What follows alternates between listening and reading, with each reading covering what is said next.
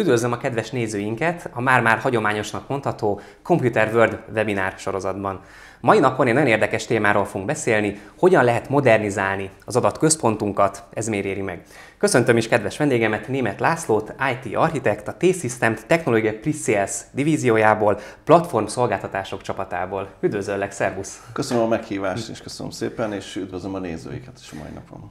Adatközpont, ugye ez egy elég komplex fogalom. Miért kell modernizálni egy adatközpontot? Ez miért szükséges? Vagy mi ez az adatközpont? Erről tudnál mondani pár információt? Természetesen ezért vagyunk itt.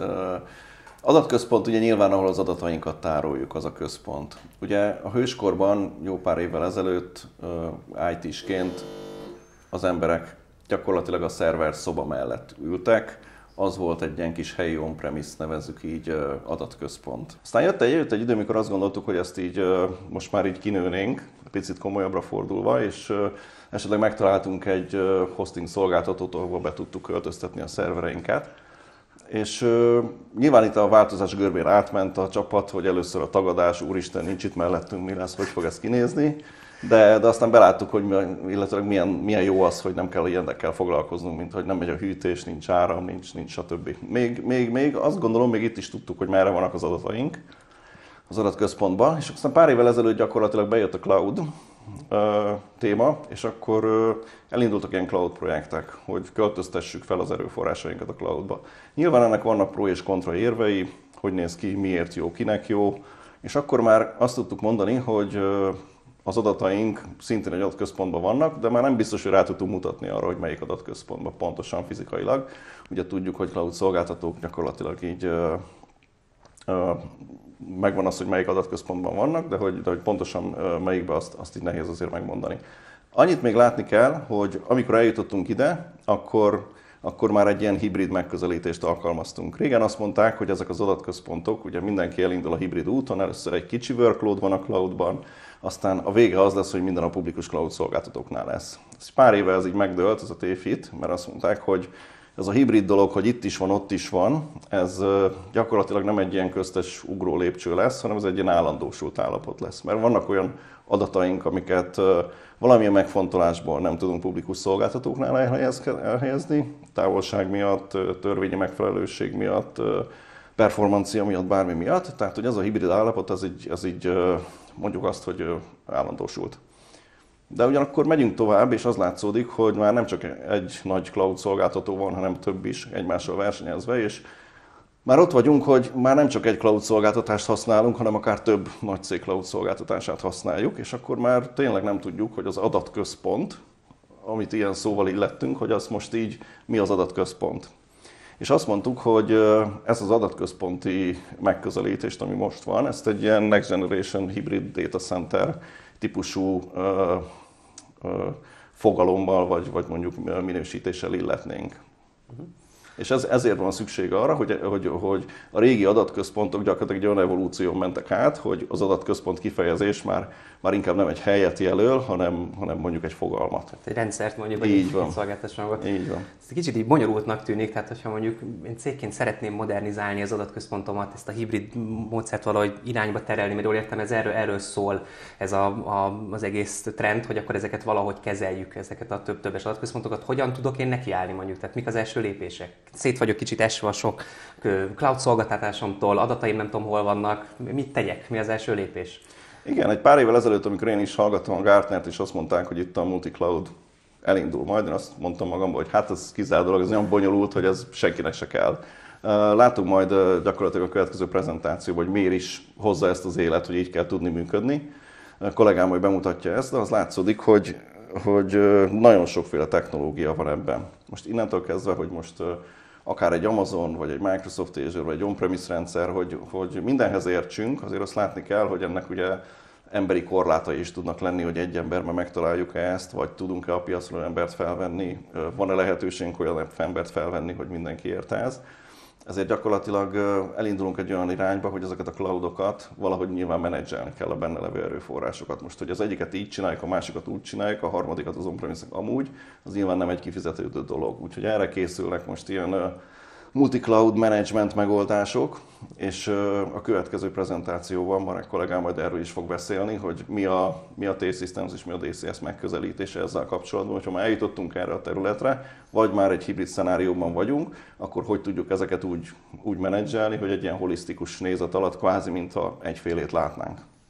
Tehát akkor amiért mondjuk ez megérheti annak, akinek mondjuk ilyen multi-cloud rendszer van, tehát egy egyszerűség, átláthatóság, hatékonyság növelés, akkor gyakorlatilag ennek a célja. Így van. Vannak olyan megoldások, amiket az egyik cloud szolgáltatónál tudunk jól kihasználni, vannak olyan megoldások, amiket a másik cloud szolgáltatóknál tudunk kihasználni. Hogyha úgyis az élet, hogy nem tudom, akvirálunk egy másik céget, a másik cég egy másfél cloud megoldást használ. Nyilván akkor, hogy egyikből egy másikba való átköltöztetés nem biztos, hogy megéri megcsinálni, pénzügyileg kifizetődő. Ekkor azt mondjuk, hogy valahogy látnunk kell ezt egy nézet alatt, egyféleképpen kezelni, és erre vannak ilyen megoldások. Nagyon, nagyon érdekesnek hangzik ez az egész témakör, de ne is húzzuk az időt, átadnánk az előadónknak a szót, Marek Andrzejuknak, aki a Head of Portfolio and Innovation in DCSS. Marek? Hello and welcome to our online meeting on behalf of T-Systems Hungary and Deutsche Telekom Group. My name is Marek Andrzejuk and I'm the head of portfolio and innovation in an organization which is called Digital and Cloud Services, which is inside of Deutsche Telekom Group settled. Today we have a few topics to discuss. I will show you how Deutsche Telekom and T-Systems are approaching hybrid and multi-cloud scenarios. I will give you a glimpse of our new offering, the new ways of introducing, real hybrid cloud, and not only a hybrid cloud where we are talking about a split of infrastructure between, private data center and public cloud. Next, I will show you also briefly how we are approaching the digital journey of our customers and in what ways we can support our customers and what is behind the scene, basically. So let me start first with a quick introduction of Deutsche Telekom Group. So as you know, Deutsche Telekom Group is a worldwide telecom leader, but also ICT leader. We have done around 100 billion revenue last year. We are present in more than 50 countries, starting with Europe, North, South America, Asia, and in Europe we are the data center and cloud computing leader. Of course, because of this global presence, T-Systems and DT Europe, has the best alliances with partners, and the international presence gives us a lot of possibilities to provide services to our customers. Now, to zoom in a bit about the organization itself, so Digital and Cloud Services is an organization which has been set up by Deutsche Telekom Europe in September 2019. It has been founded on a global and regional partnership with Microsoft and a company called LTI, so Larsen & Turbo, where we want to help our customers to start the digital journey and to help them and to be a partner in this transformation. As I said, we are aware of the fact that we are a leading data center provider in CE, including Hungary, of course. So we are extending our portfolio also to the public cloud, which is very important to us. And you will see in the next part of the presentation how we are approaching that.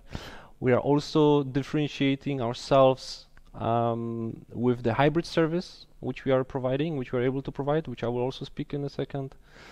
And of course, globally speaking, we are among top 3 IT service providers in Hungary, Croatia, Greece, and Romania. Central and Digital Cloud Services, of course, the team is international. We are present in the CEU region, so we are present in 8 countries, starting of course with Hungary, but we are also present in Croatia, Poland, Montenegro, Macedonia, Greece, Slovakia, and Czech. The team itself of Digital and Cloud Services counts more than 100 specialists, which have the best expertise in cloud transformation and cloud operations in both modern workplace topics, so digital workplace topics, but also public cloud subjects. Of course, we help ourselves accept the local presence which we are having. We help ourselves with an offshore delivery, which is being provided by our India delivery hub. So that's it for the introduction. So let's get right into the subject. So let me start off first how we look at the cloud, and definitely as Deutsche Telekom, we are looking at it as an innovation accelerator. For us, cloud itself is bringing a lot of opportunities where we can leverage the biggest and the best technology to move forward even ourselves, but also to help to move forward for our customers. Talking here about artificial intelligence, machine learning, IoT, and advanced analytics, which comes with it. Our approach is that we as Deutsche Telekom, we don't want to beat the hyperscalers, so we don't want to beat the Google or Microsoft or Amazon, because that's not the point of our presence. What we want to do is we want to leverage what is the best from all of those cloud providers and to deliver the best service in a holistic view to our customers. And you know, the numbers have shown that basically beating Microsoft or Amazon in innovation is really hard, because those are companies which are specializing in it, especially in cloud computing. So even here you can see, you know, the amount of patent applications which have been applied between, you know, Microsoft, Amazon, and Google, and those numbers are staggering if it comes to cloud computing and artificial intelligence and machine learning. So there is no point in fighting them. The point is to use them in a smart way to bring, you know, the biggest value to the business. Another point which we also see is that the biggest advantage of cloud computing is not in reality this infrastructure as a service part. Yes, it is very interesting for our customers, to some extent. However, the biggest advantage which comes with the cloud are the PaaS services, so the platform as a service services which are being provided by the cloud providers. So we are talking here about services like database as a service. We are talking here about API services, messaging queues, again AI and machine learning. All of those services, if we would build them inside our own data centers, would cost a lot of time, a lot of effort, and a lot of workload of our specialists. In the way we are approaching it is that we want to utilize those services really that the business and the technical people can start working on what really matters, which is actually to bring the value to the business and to the end customers. What we also are very fostering in our organization is the proof of concept approach, where we want to make sure and we want to speed up and accelerate the innovation of our customers, and we are helping them produce proof of concepts where we validate all the assumptions, objectives of how the customer wants to transform. So either being that data lakes which are there for, you know, for data analytics in the end, being that simple applications on the public cloud which are using auto-scaling features. It doesn't matter. Fact is that POCs should be at the core of each organization to be able to know where they are going, or if it makes sense to go into this direction. And with the public cloud, building POCs is really efficient and quick. And we definitely want to leverage that to help our customers to begin this transformation journey. So to move forward, I would like to talk briefly about hybrid and multi-cloud, because those are the buzzwords since some time already. The next buzzword is going to be probably hybrid multi-cloud, like in one sentence. Yeah, for everybody, those words mean something different. We will come to that in a second. Nevertheless, I would like to quickly, show you why customers are going into this direction of multi-cloud or hybrid cloud. One of the things which is stopping companies to, first of all, to go to the cloud in general, of course, is compliancy constraints or compliancy issues which they seem to face, being that data localization or access to the data or not clear rules of how the data is being handled by cloud providers. So rest be assured that even though we have in Europe movements to create independent clouds, sovereign clouds, the fact is that all of the hyperscalers, they are heavily working to overcome those compliance topics, and we need to keep in mind that one way or another, definitely they will manage to overcome them and overpass those issues if they arise, especially in the financial sector, and of course the healthcare sector and public. But we see already that in some of the countries, this change is happening already. Example of it is Greece, for example, where where the public sector is already moving to the public cloud for just to leverage the flexibility of it for their own needs. So why are companies choosing multi-cloud or hybrid cloud in that matter? So basically, no vendor lock-in.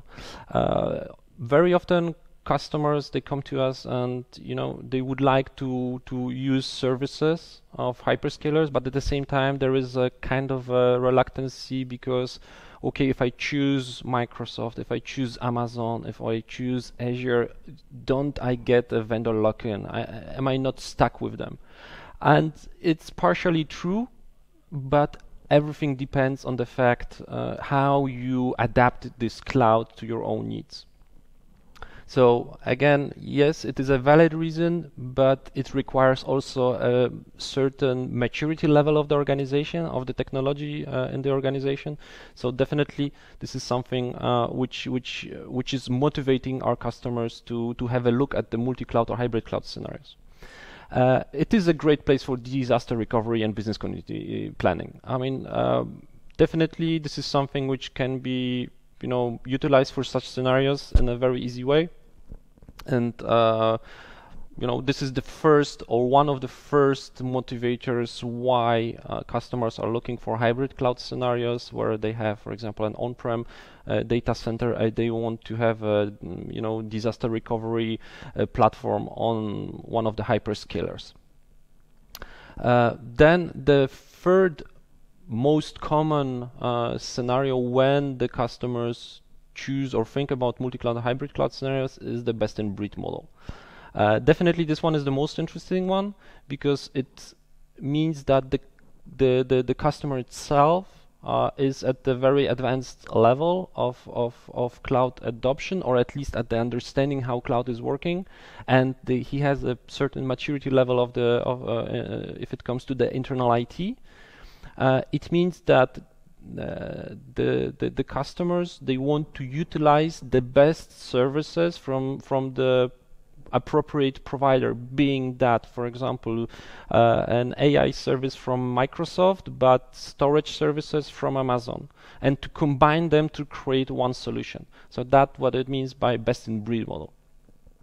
Fact is that cloud services are too attractive to be neglected, and we don't see a point in producing our own PaaS services when such a variety of services is at the fingertips. Of course, there are some constraints because, again, those services are in the cloud, so that's, of course, first of the obstacles for some of the companies. But secondly, they are also working in certain frames which are being pushed to us by the hyperscalers, right? There are frames which cannot be moved. The services, they have a certain extent of flexibility, but at some point the flexibility stops. The fact is that, you know, with all this conversation about cloud, sovereign cloud in Europe, public cloud by, you know, which is being brought to us by hyperscalers, there is a, you know, competition, internal competition of, you know, where this all should go, and who will win this dispute, basically, right? We see also movement on the European Union level around that. So there is a lot of not rumors, but there is a lot of conversations around this topic.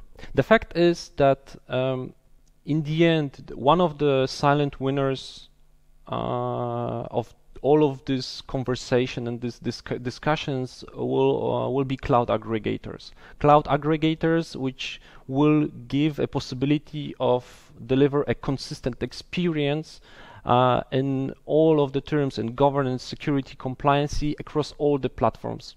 Because in the end, you know, we see that, and we also are doing it on our own. We want to utilize what is the most fitting to our business. Again, you know, it can be, sometimes it can be our data center services, sometimes it can be a public cloud. So definitely we need a way how to keep control over all of this IT environment and IT ecosystem. In general, multi-cloud, I mean, is it worth it? As I was pointing out, there are benefits, there are also drawbacks. Some of the drawbacks can be mitigated. I will show you in the next part of the presentation how we are looking at it. Just to go quickly through the benefits, of course, as I mentioned, you know, vendor lock-in reduction. Focus on services needed. So again, you know, we can choose from best in breed. You know, specific offerings, SLAs, all of it is at hands out reach. Availability and uptime with multiple providers, of course, because we are, you know, we can build a very complex redundancy and high availability scenarios. Obviously cost savings by offloading operation expenditures to providers, so switching, you know, capex to opex, that's an obvious choice. And the ease of satisfying regulatory requirements, and that's an interesting one, because here we are talking about all of these controversial discussions about where is my data, do I meet the regulatory requirements of my company and of my country and of my regulatory body. Definitely this is something to keep in mind, that it is one of the benefits of multi-cloud, definitely. We will come to that later, but this is a, you know, discussion point which usually will take another 2 hours, only this point. But also, as I mentioned, you know, those are the benefits. There are far more, right? But this is the first which comes to which is on the top list of, you know, of benefits of multi-cloud from our perspective. But there is also a lot of drawbacks. One of the you know, drawbacks which I'm always explaining to our customers is that basically by adapting cloud, public cloud, and new hyperscalers, you need to think about it as another data center which you are taking over. Another data center which you are taking over where you cannot utilize exactly the same skills to manage it. So if we are talking here about a scenario where we have a private data center and we have and we are utilizing Azure and Amazon services, so we need to think about it as 3 data centers. Because we need to make sure about security, we need to make sure about compliancy, and we need to make sure we are able to govern those IT environments. So that's a big point, management of those multiple cloud providers which we want to adopt in a multi-cloud scenario. Another one is security concerns. Obviously, again, you know, the more services we use, the more cloud providers we use, the more vulnerable we start to be, because there is more attack vectors into our organization. So we need to make sure that the security part is consistent across all of the IT environment. And it does not mean only, you know, public cloud providers, it means also our data centers. Again, multi-cloud means also, you know, data center services, and public cloud. So it doesn't have to be only public cloud. So definitely security is a big subject here. So the more we add services, the more vendors we add, the more attack vectors. As I mentioned, we need specialized and trained personnel, right? I mean, it is very hard to find today a generalist which is able to work in Azure, Amazon, and Google Cloud, for example. So usually specialized, real specialists, they are really, extending their expertise in one of those fields.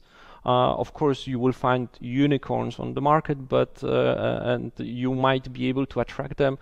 But in the end, it's a struggle, and we all know how the market when it comes to IT specialists is looking like, and it is really tough today.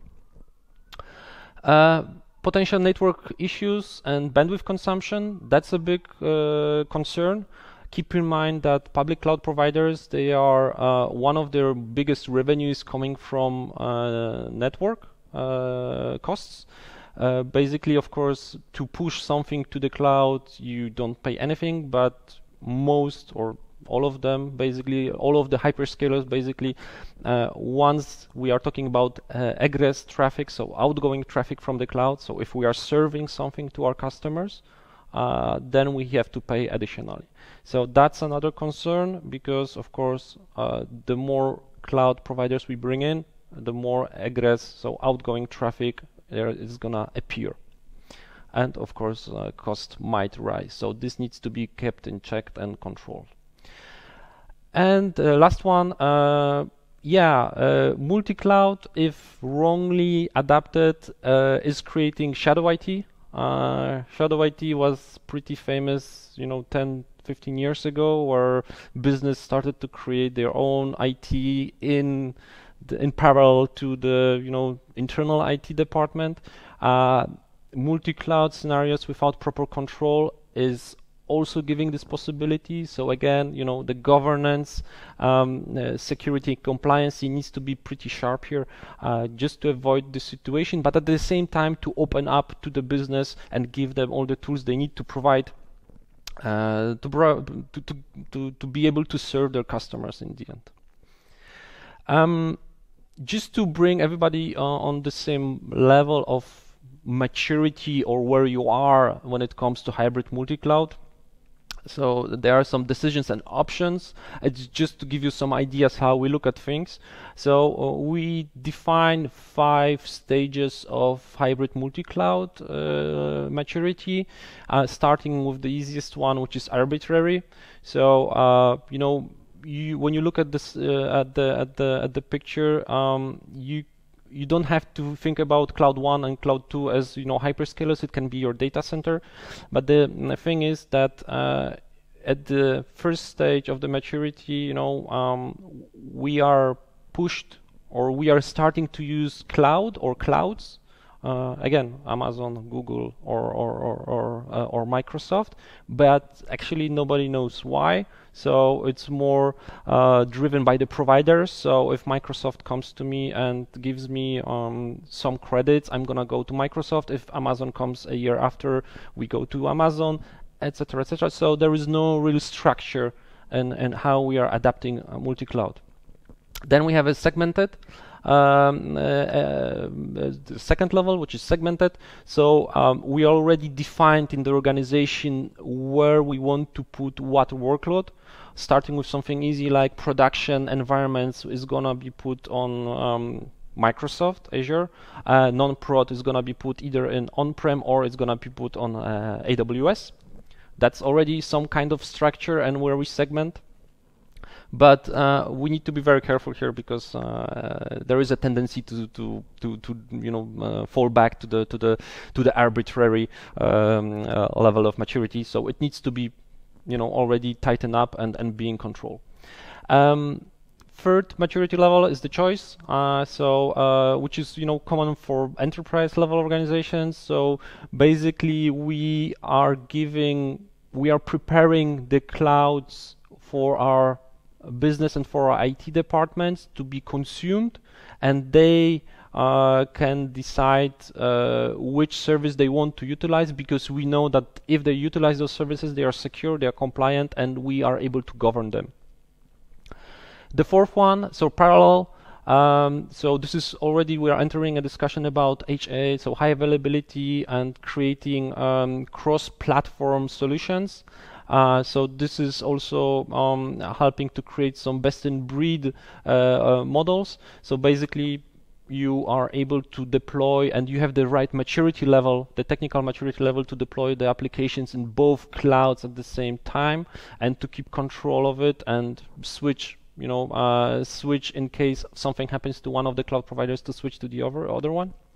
And then we have I call it the pinnacle of multi-cloud, so the king one. So this is the fifth level of maturity, where we are able to move our applications, our services across clouds in a very smoothless way, without downtime and without much effort. So we are talking here about already containerized applications, and also a certain maturity level in managing containers and Kubernetes clusters, that they are at the same level, they are working in a proper technological framework, and that they can provide the same kind of services no matter which cloud they are being utilized on. So that's it when it comes to the hybrid multi-cloud, synchronization. Think about where do you think your organization is in this maturity metric. So at which stage you think you are, or maybe you are just thinking about utilizing more than one cloud. That's also an option. But then, keep in mind that there are certain maturity levels of which have to be considered, and think about which one would you like to reach, and which you are also capable of in reality reaching. So how Deutsche Telekom is thinking about this next generation hybrid data center story, because this is how we see it. That so next generation hybrid data center, from our perspective, is tackling those cons which we have spoken about. But what is it from our side? So we thought about next generation hybrid data center as a enhancement of traditional data center services with services which are coming from the public cloud. So we are not talking here per se about balancing workloads in a manner where we push compute, for example, from our data center to the cloud. We are talking about a real synergy of services between our data centers and public clouds. You will see in a moment how does it look like in a more practical perspective. So it is definitely a PaaS and SaaS-driven cloud journey. It is a software solution, so definitely it is something which does not require huge workload to be implemented. As I mentioned, it is not a left or right offering. I mean, it's really, we are thinking about it as a real synergy between data centers and public cloud. Especially, T-Systems Hungary has a very extended portfolio of their data center services, including private cloud, including Microsoft Azure Stack, which can serve for a great platform to provide services to our customers. So this is an addition and an enhancement and a way to modernize your infrastructure by utilizing public cloud services. Of course, it is not a virtual private cloud story. I mean, the solution itself, of course, it works with them, but it is not about that. And it is not a hardware topic. It is a fully software-enabled solution. So definitely, again, there is no need of deploying hardware in a data center or adding it to your racks and T-Systems Hungary data center. It is a software-enabled solution. To move forward, so real hybrid. So as I mentioned, software solution, one of the beauties of it is it does not require any capex, so no investment needed except a project launched and the effort of the technical teams. It is capable of giving you the best of both worlds, private and public cloud. So you will get both benefits. And definitely there is a story where you can overcome this, highly discussable data residency subjects, especially again in the regulated market and in the public sector market. So this is definitely something very interesting for financial sector, and we also see there is a huge interest in that solution from this sector. So what does it mean? It means that on top of our data center, so T-Systems Hungary data center, but it can also be in some cases your own private data center, we are building and we are adding services on top without moving any of the workload to the public cloud. So we are just adding services into your data center, into your workload which is deployed in our T-Systems data center. So we are talking here about protecting your data with Azure Backup. We are talking about securing your workloads. I will come to that in a second in a more detailed. Cloud native management for governance, secure, and compliance. Deep insights with log analytics, of course, automation, which comes with public cloud, and of course, governance, which I mentioned, with Azure policies and all the tooling stack which comes with Azure. So to explain a bit more in depth, our solution, the next generation hybrid data center, is based on a Microsoft solution. So the solution itself is called Microsoft Arc. As I mentioned, it is a software solution, and it does two things. I mean, it has two legs. One leg is the leg which is able to help govern, secure, and stay compliant across all the environments which you have. So it might be your data center, it might be a public cloud in Microsoft, it might be a public cloud workload which is somewhere else. It can be on Amazon, it can be on Google. It does not matter. The solution itself can work with any of the workload as soon as it has an operating system.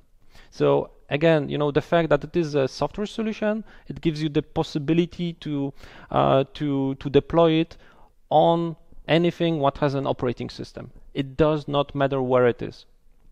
Of course, there are some connectivity stories to be open to make it fully work, but that is a minor subject in the end.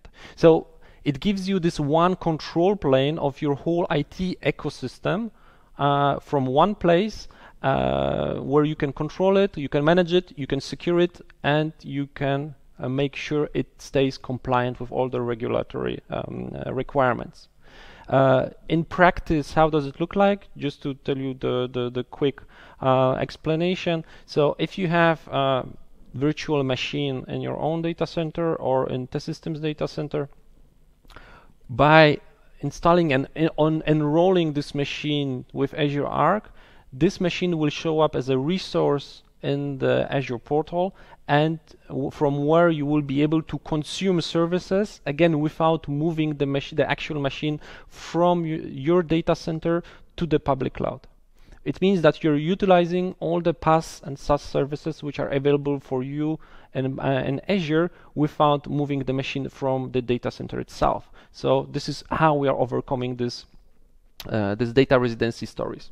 But this is the first leg of the solution, meaning again, governance, security, compliance. The second leg of the solution is about pulling down from the cloud and deploying public cloud services within your data center.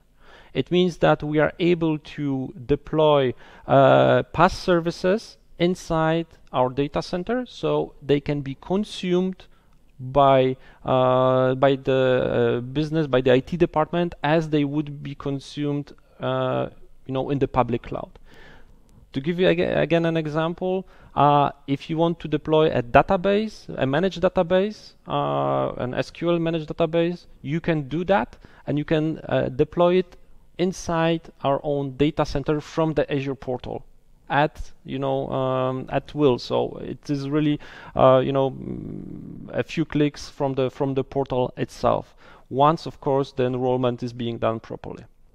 And there is much more, because we are talking about data services, so databases, you can deploy analytics, you can deploy app functions inside your data center. So again, the idea is about pulling down this cloud services inside the data center of your choosing. And this is really something which is new and which is different.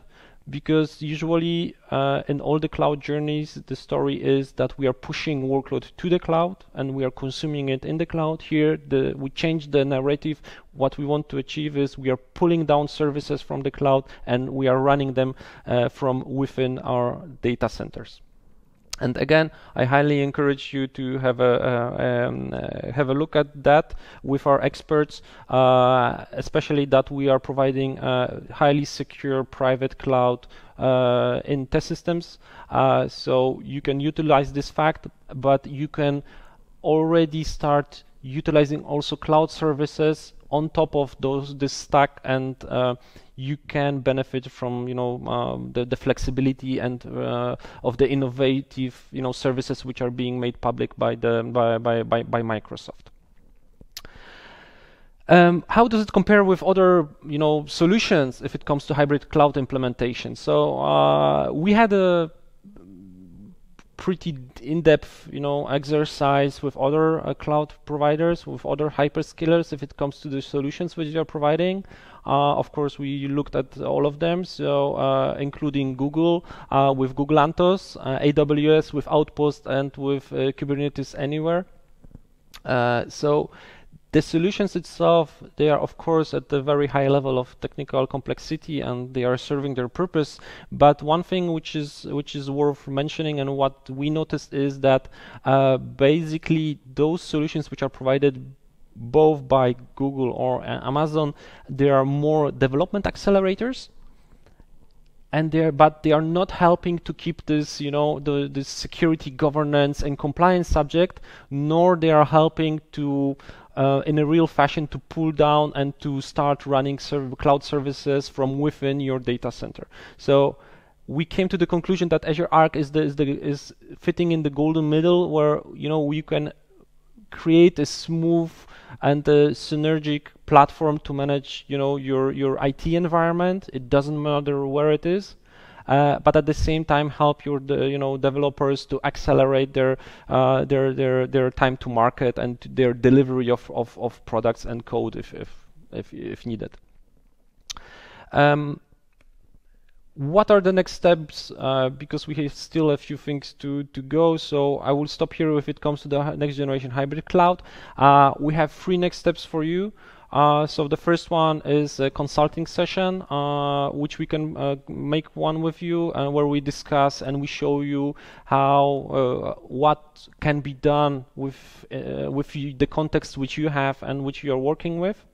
So that's the first one. Second one, we have a specialized 3 days workshop, which is more oriented to the technical part of your organization, where we are starting onboarding some of the of your infrastructure into Arc, and we show you how does it work, how can you reach your objectives with our next generation hybrid data center solution.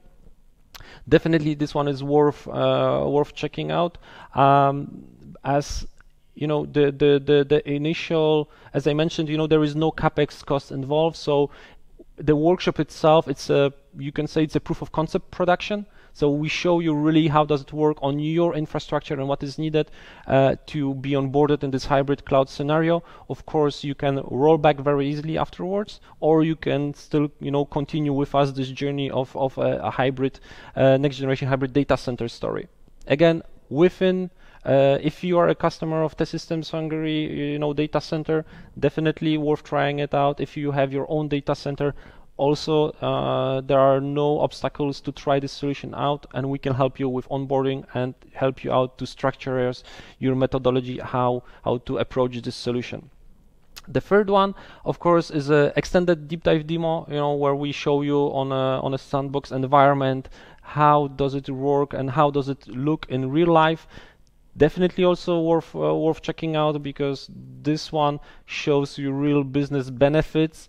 I mean, really from the from a real case scenario. So we will be really able to have a deep dive look into what does it mean to enroll resources from the data center to Arc, and how does Azure can affect those resources. So that's it for the next generation hybrid data center. Let's move to the next subject. So I would like to briefly explain you how we are approaching the customer cloud journey. Basically, you need to keep in mind that we founded the digital and cloud services, of course, with the huge partnership with Microsoft. We are following also all the best practices of Microsoft, including the cloud adoption framework, where we are partners since September 2020, where we are complying and we are prepared to onboard you with the best practices of Microsoft, with the right analysis, with the right objective set, to help you to drive through the journey, not only from the technical perspective, but also from the organizational perspective. We are able, and what we are also giving to our customers is a complete end-to-end cloud migration framework.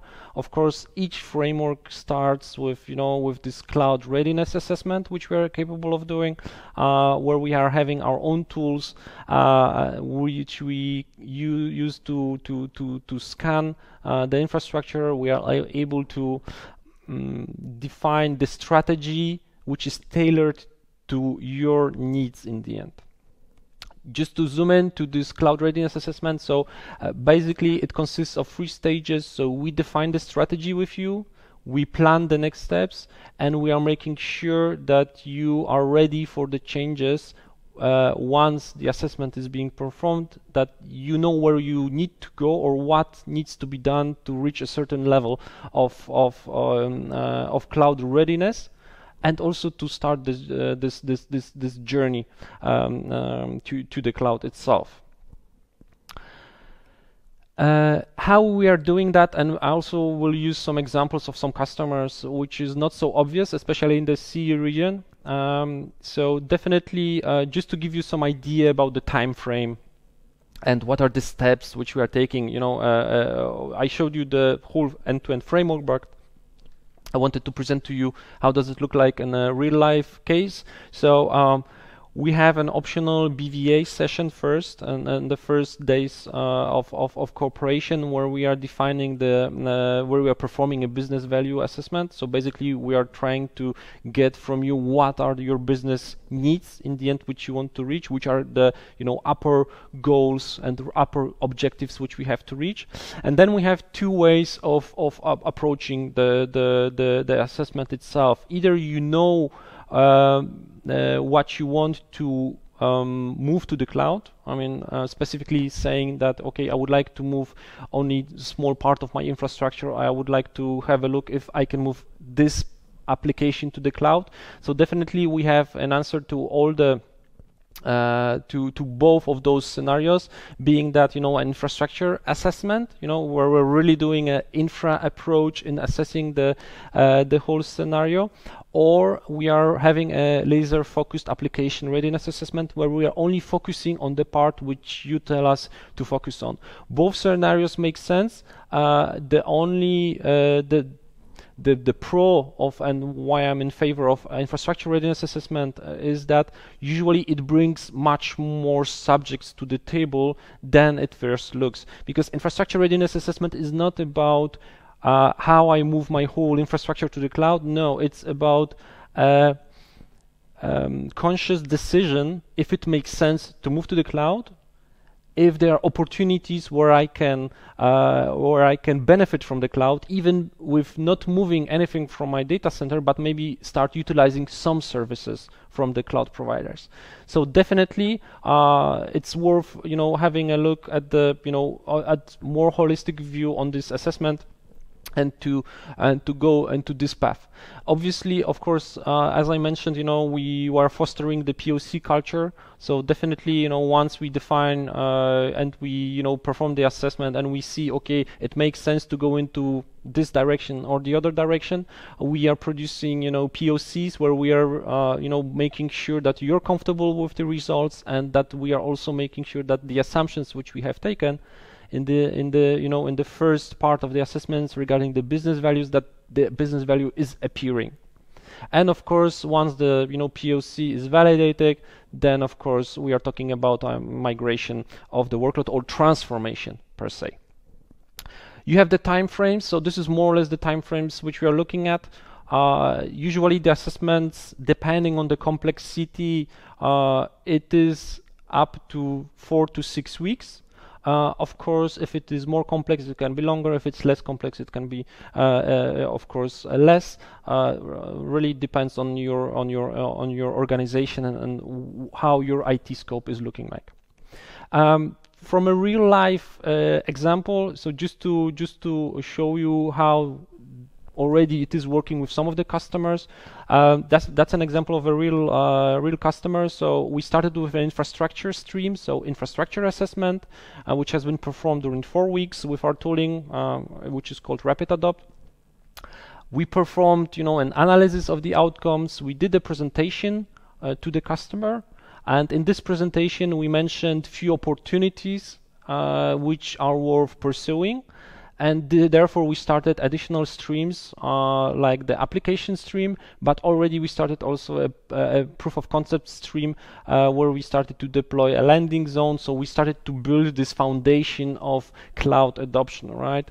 The first step of cloud adoption is creating this landing zone, which is gonna be the frame and the governance pillar which will be used to handle cloud workload. So you see, infrastructure assessment itself is not about moving workload to the cloud per se. It's about finding opportunities and business value for you, either by moving some of the workload or by creating some new services which might benefit you and help you to get rid of some headaches. One of the things which I wanted to show you, I like this slide because it looks complex, but in the end it's rather self-explanatory. What we are doing as a partner with our customers, we are really accompanying our customers in this, in this cloud transformation. We are building with our customers the decision tree. We are defining the rules, how transformation should look like, what makes sense, what doesn't make sense, what applications do we need to lift and shift, which I'm a big, I'm not a big supporter of this option, but more about transformation, how we are transforming our customers and the application itself. So we are talking here about re-architecture or changing the application to a PaaS model, for example. Everything depends on the assessment itself, but we define and we work with our customer and we guide the customer through this journey and with all of those options and decisions which have to be taken. Of course, additionally to that, once we define how we want to transform the application or the infrastructure or the middleware, for example, of the customer, we're able to add the DevOps flavor to it. I say we can and not we should, because DevOps and the agile methodology is not everywhere present. And it's not only about technology where we have a pipeline which deploys things automatically. It's also about the organization which you're working with. Is the organization also mature enough and prepared enough for the DevOps implementation? We are proposing this and also to our customers, but after a broader discussion about where they are and in the maturity of this DevOps journey, which is a whole different story, which we can talk about in a separate meeting. Of course, at the end, once we perform this transformation, we are able to, we are encouraging our customers to take and give us the managed services for this part, because we are able to of course to manage, to optimize, to automate even more things once we transform our customers. So definitely it's something which we are also capable of doing. So managed services of the whole infrastructure, being that private or public, it doesn't matter, we can manage both.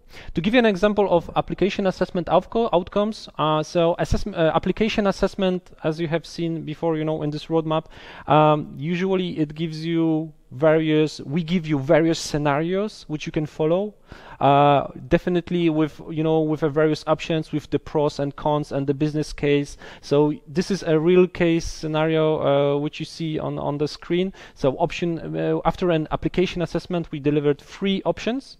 So either we do a lift and shift to cloud, or we transform the application to a microservice architecture, or we re-architect our customer to a simple PaaS platform, meaning the application itself.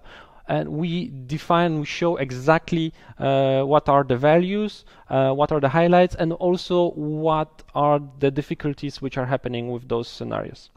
Definitely, with all the scenarios, we give an extensive explanation, extensive roadmap with architecture design, how does it look like, how it will look like, and how it can evolve in the future.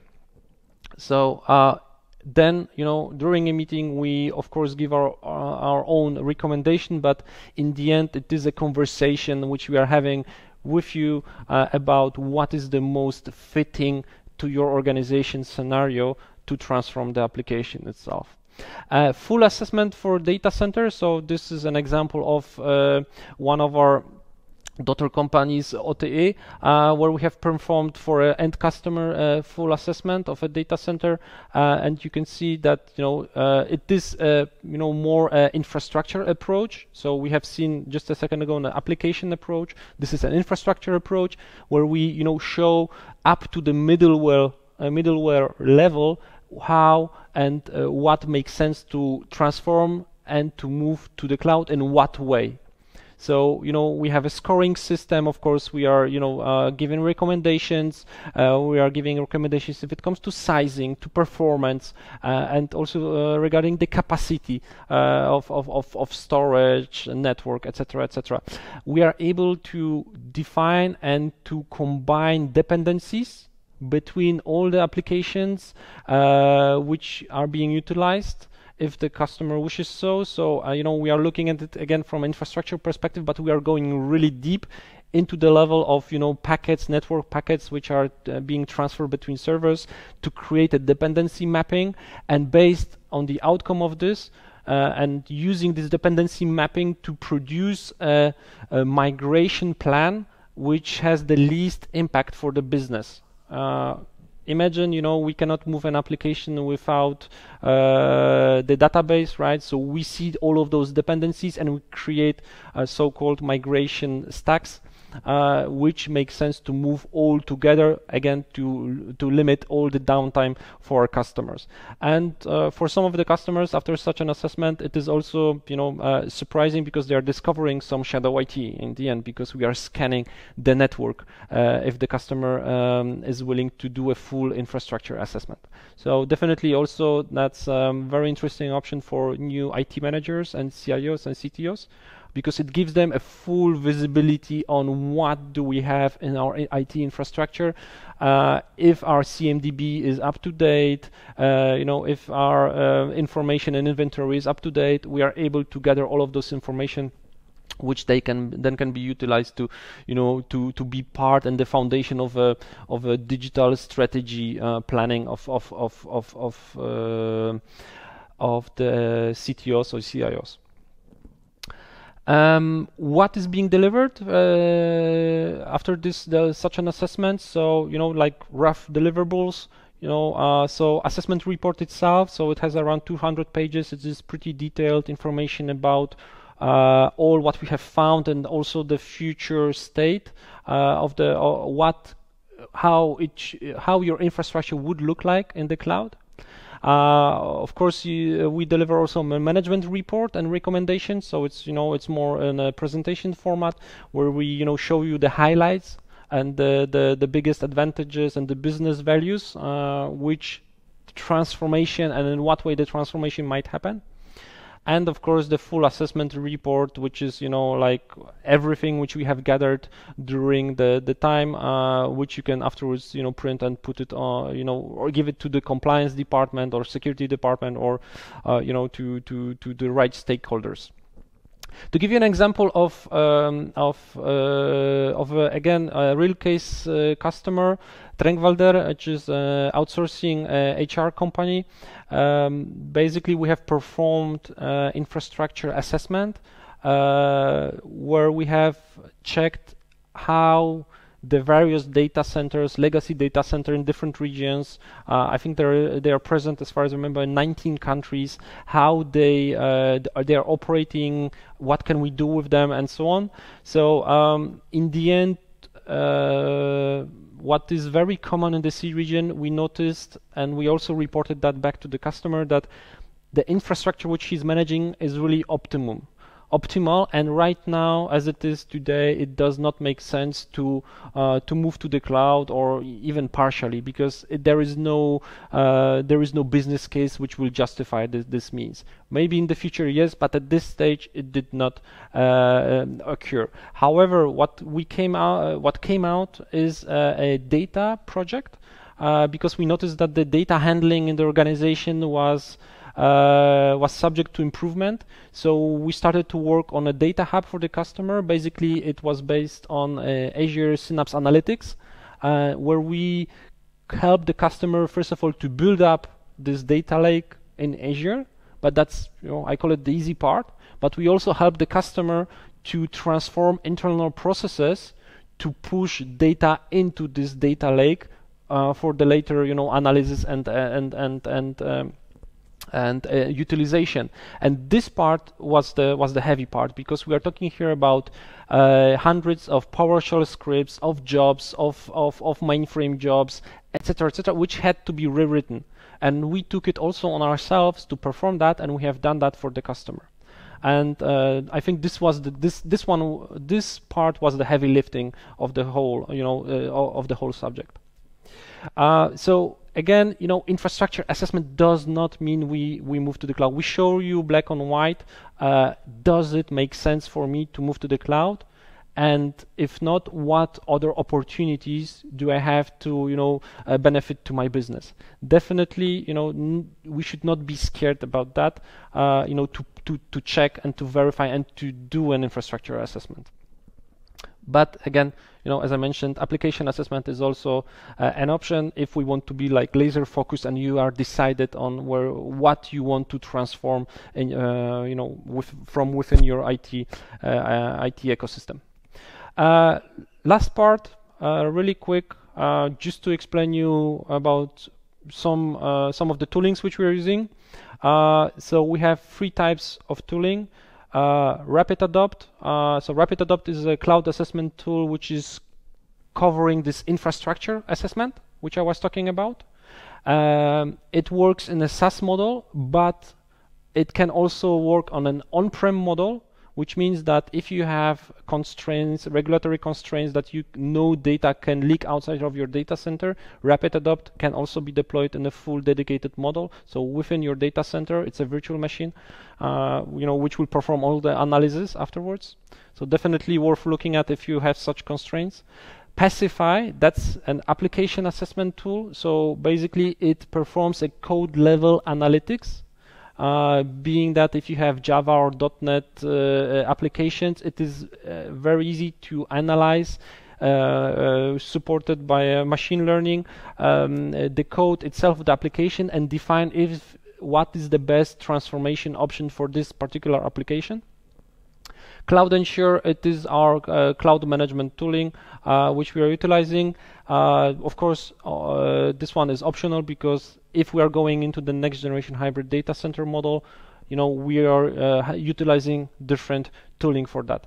This is more a generic, approach which I'm showing. But what is worth to remember, rapid adopt and pacify are the tools which we use to perform the assessments.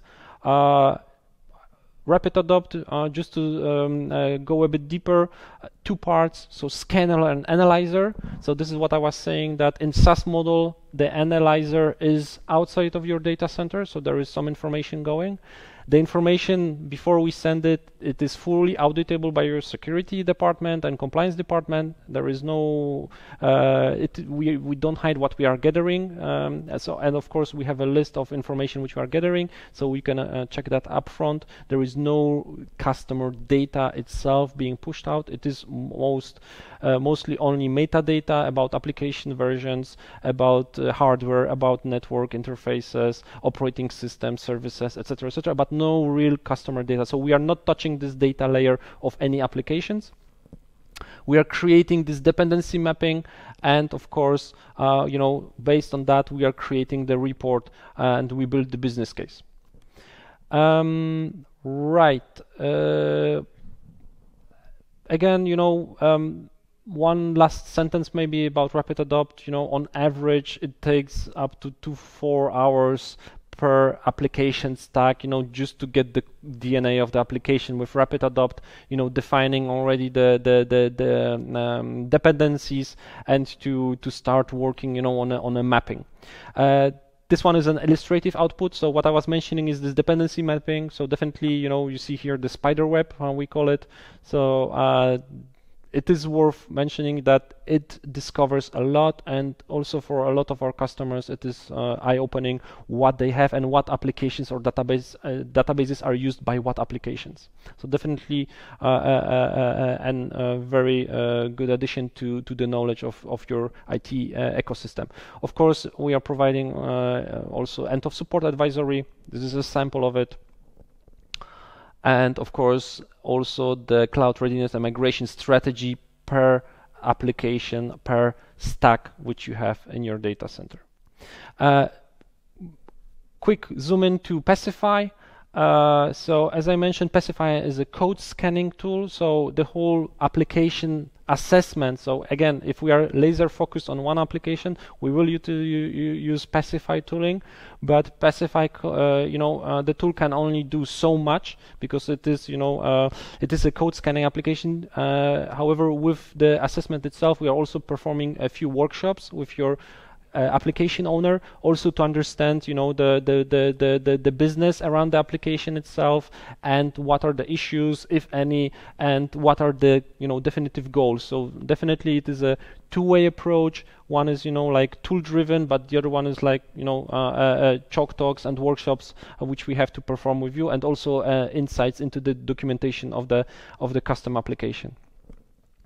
Right. So as I mentioned, we are gathering existing information and documentation, analyzing it, workshops, and discussion with application owners, and of course the tool-driven, information capture, which I have just mentioned.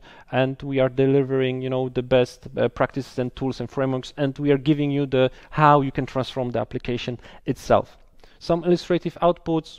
It's fairly easy. It can be deployed in your data center. It's an application itself. So basically, the application requires access only to the source code. It can be non-production if you're, not comfortable with giving production source code. So, any kind of code will suffice as soon as it is,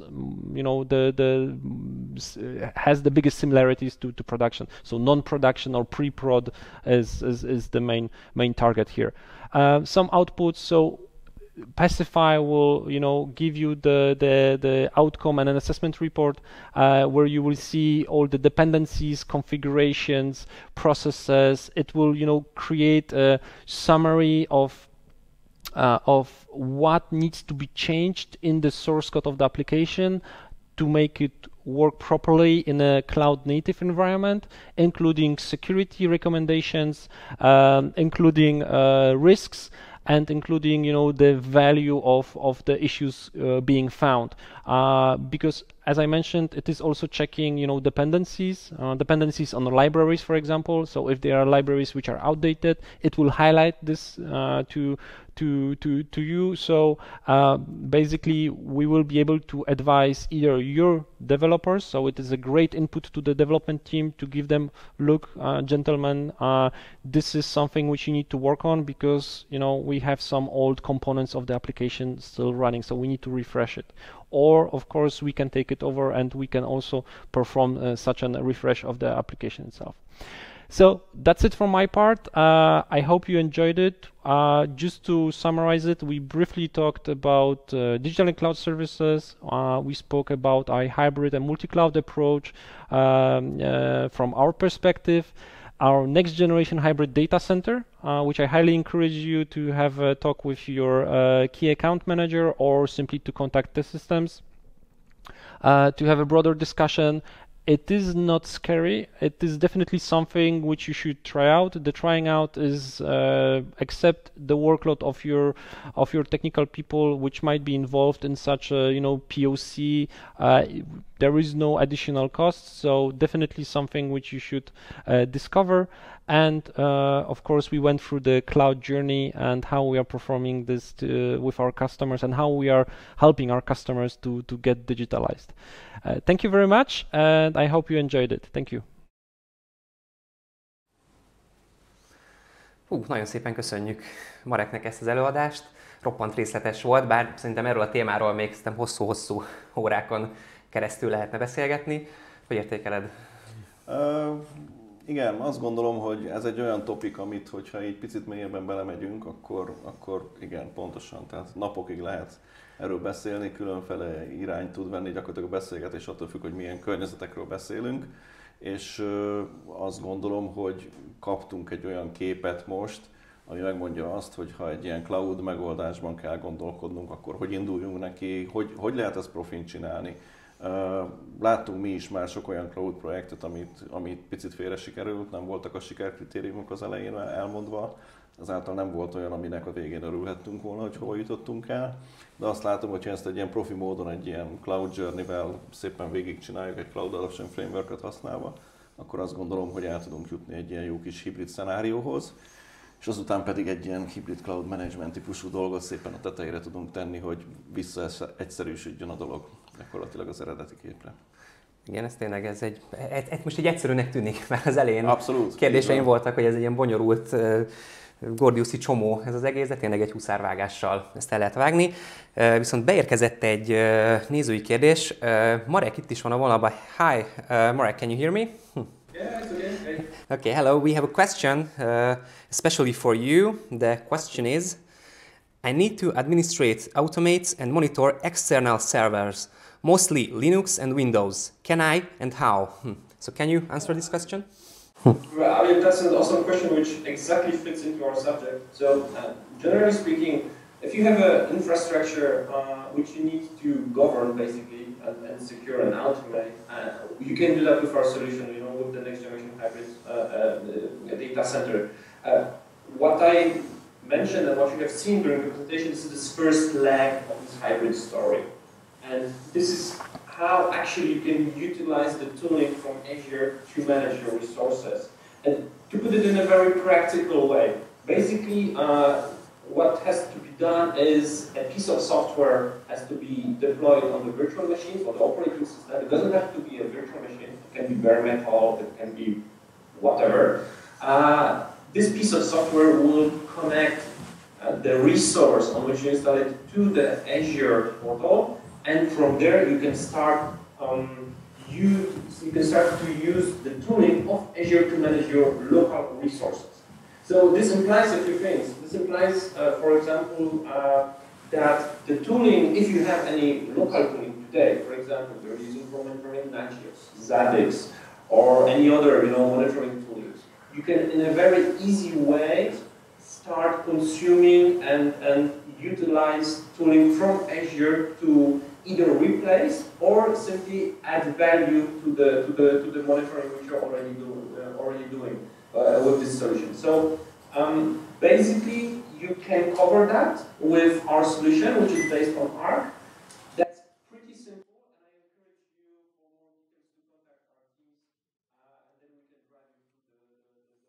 the more detail, because I don't want to go too much into detail right now. But absolutely you can do that. It's very easy to do it. We have our specialists which will help you with that. It's an easy journey. It's not very workload heavy. So in 1 or 2 days you can have a very good idea what can be done and how, and we can onboard very quickly some small pieces as a trial of the infrastructure into the Azure with this next generation hybrid data center approach, and then you can test and play around with the solution so you can see if it is something which will fit your needs. I hope this answers. Thank you very much. I also hope that fulfills the information need of the viewer. So thank you very much. Köszönjük a kérdést. Én úgy látom, hogy több kérdés jelenleg nem érkezett be. Egy olyan kérdésem van viszont hozzád, hogyha valaki esetleg további információkat akarna, esetleg most nem szeretett volna itt belemenni a chat ablakba, a részletekbe, ezt hogyan és hol teheti meg? Természetesen nincsenek itt most vége, tehát pont azért csináltuk ezt a webinárt, hogy tudjunk segíteni az ügyfeleknek. Bármilyen kérdés van, akkor a cloudsolutionskukac@t-systems.hu e-mail címre lehet írni levelet, nagyon szívesen válaszolunk mindenféle egyéb kérdésre. És megkeresés esetén azt gondolom, hogy mélyebben is bele tudunk ebbe a témába menni, akár egy demóval, akár egy POC projekttel, vagy bármivel, hogyha úgy gondolja az ügyfél, hogy igen, ez az ő útja, és ebben szeretné a saját infrastruktúrát is működtetni, akkor természetesen tudjuk folytatni ezt a beszélgetést, és nagyon szívesen állunk rendelkezésre. No, hát remélem a nézők közül is néhányan kedvet kaptak, hogy modernizálják az adatközpontjaikat, elinduljanak ezen a hatékonyságot növelő, munkafolyamatokat egyszerűsítő úton. Én nagyon szépen köszönöm, hogy velünk tartottál ma, and thank you also for you, Marek, for this presentation. A nézőknek is köszönöm, hogy itt voltak ezen a csodás délelőttön, és hogyha bármi kérdés van, akkor ki is írtuk az e-mail címet, hogy ott lehet további kérdéseket föltenni. Köszönjük szépen, ez volt a Computer World webinár. Köszönjük szépen! Köszönöm!